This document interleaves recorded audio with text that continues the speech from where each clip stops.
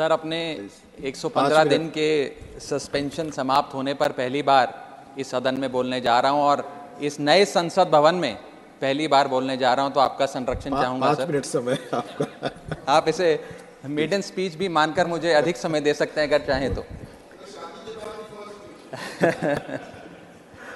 Sir, मैं आम आदमी पार्टी की ओर से द पोस्ट ऑफिस बिल 2023 को अपोज करने के लिए खड़ा हुआ हूं, इसका विरोध करने के लिए खड़ा हूं।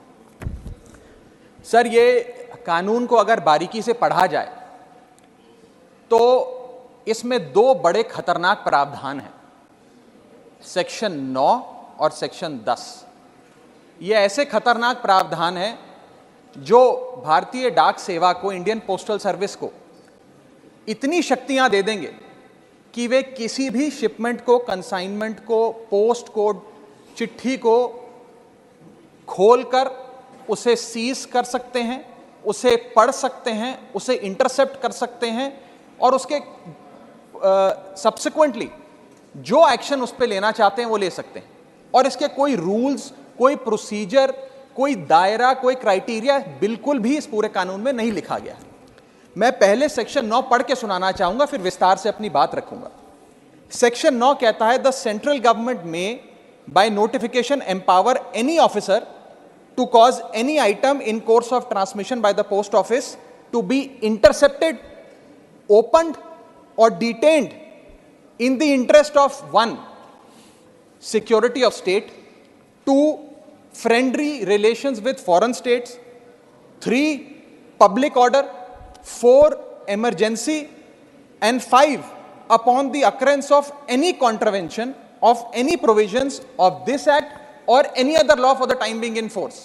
यानी कि इन 5 सिनेरियोज में पूरी शक्ति है इंडियन पोस्टल ऑफिस को कि वो किसी के भी डाक को या कंसाइनमेंट शिपमेंट को इंटरसेप्ट कर सकती है, डिटेन कर सकती है, खोल सकती है। इसमें 7 बड़ी समस्याएं हैं जो मैं आपके सामने रखना चाहूंगा।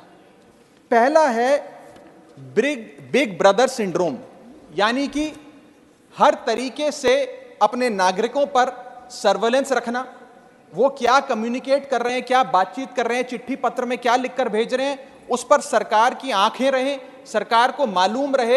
ये एक बिग ब्रदर सिंड्रोम है जिससे ये बिल पूरी तरीके से पीड़ित नजर आता है सर।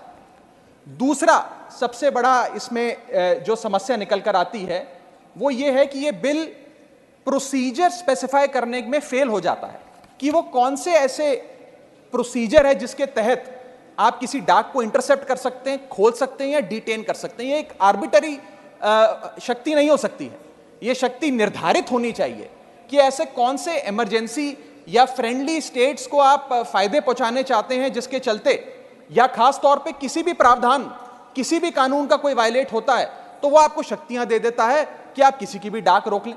ये इसमें दूसरी बड़ी खामी है सर। तीसरी बड़ी खामी है कि जिन ग्राउंड्स को स्पेसिफाई किया गया है कि किन ग्राउंड्स के तहत आप किसी के भी डाक को या शिपमेंट को खोल सकते हैं, कॉन्फिस्केट कर सकते हैं, इंटरसेप्ट कर सकते हैं, वो ग्राउंड्स बहुत वेग हैं।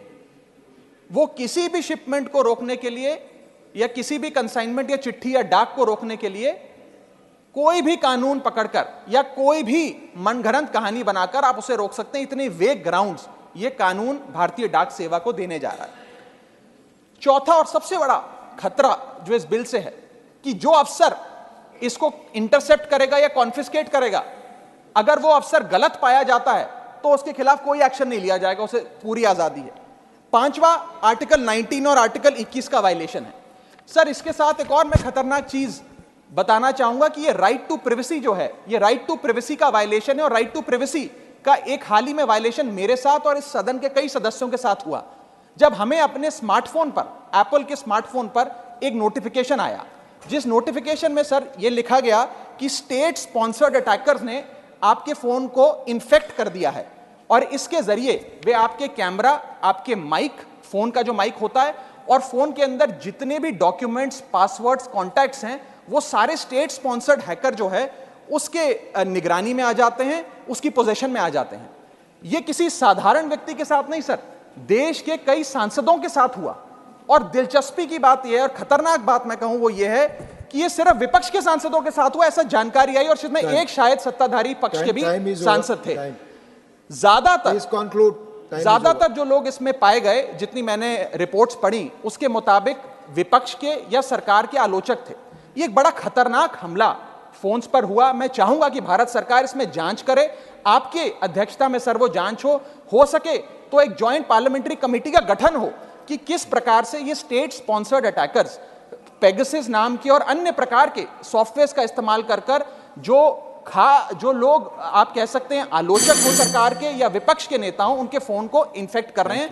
इस बिल का मैं विरोध करता हूं और चाहूंगा कि ये जो एप्पल का नोटिफिकेशन यहां बैठे कई सांसदों, विपक्ष के सांसदों के फोन पर आया, उसके बारे में सरकार कुछ अपनी बात भी रखे और इस पर जांच भी बिठाए। Thank you Raghav ji.